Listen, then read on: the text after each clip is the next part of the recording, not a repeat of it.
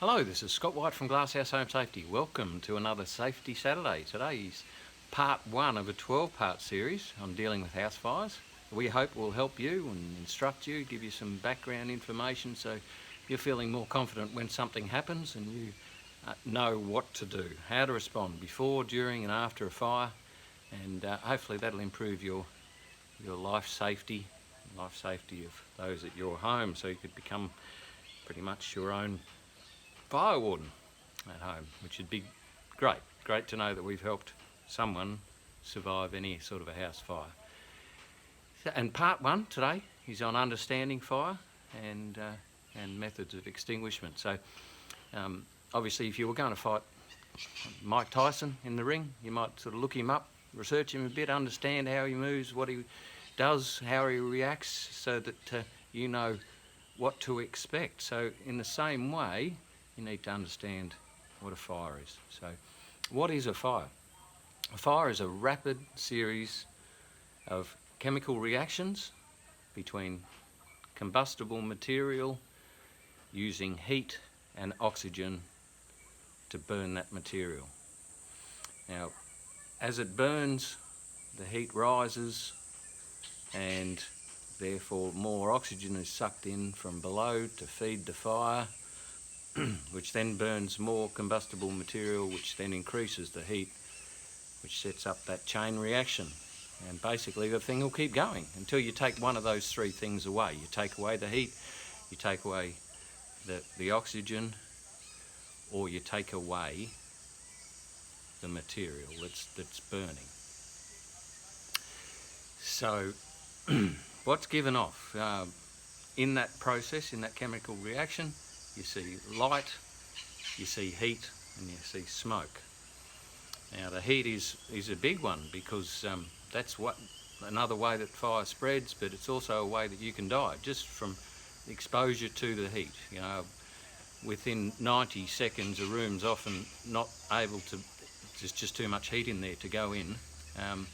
After it's 90 seconds after it started, after 70 seconds, the smoke at the top of the ceiling in dense smoke can reach up to 300 degrees centigrade. So obviously that can burn your lungs, it can burn your eyes, cause disorientation. There's carbon monoxide in that byproduct, and that carbon monoxide just 1.25% of it in the air, and you'll pass out and die within 30 seconds. So smoke's a bad one, heat's a bad one, because even being near a fire, you can get conduction of the heat onto you. Your clothes can catch fire just from the heat transfer through the air. You can burn your skin, you know, your hair can catch alight. So heat and smoke are the two big ones that, you know, you really got to watch out for, and we'll elaborate more on that in the other episodes. So there's really only four ways to extinguish the fire. You could take away one of those three things, basically. You could remove the combustible material. So it runs out of wood, or for instance, if it's a gas bottle, you can turn off the gas supply so it's got nothing more to burn. You can cool it to a sufficient level that it has not enough heat to sustain itself. You could smother it, remove the oxygen in like a fire blanket over an oil fire, you know, just remove the oxygen so that it can't feed itself anymore. Or you can inhibit it, which is using a chemical that, like a foam, that just extinguishes the fire. It does multiple things there, cools it and takes the oxygen out of it. But those four things, you know, inhibiting, cooling, removing the oxygen supply, smothering, or removing the combustible material.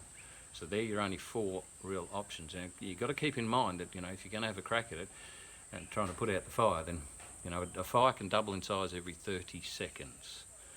So you really want to be careful and be able to have an idea of what you're doing before you have a crack at it, because your priority always is life over property.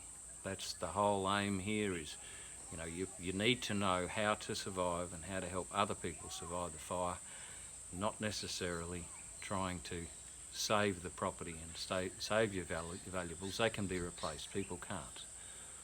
So hopefully that gives you a bit of an understanding of fire. We'll elaborate on in the next 11 lessons and show you how to prepare, how to respond. I hope that helps, and I'll speak to you next Safety Saturday. Have a great afternoon. Bye-bye.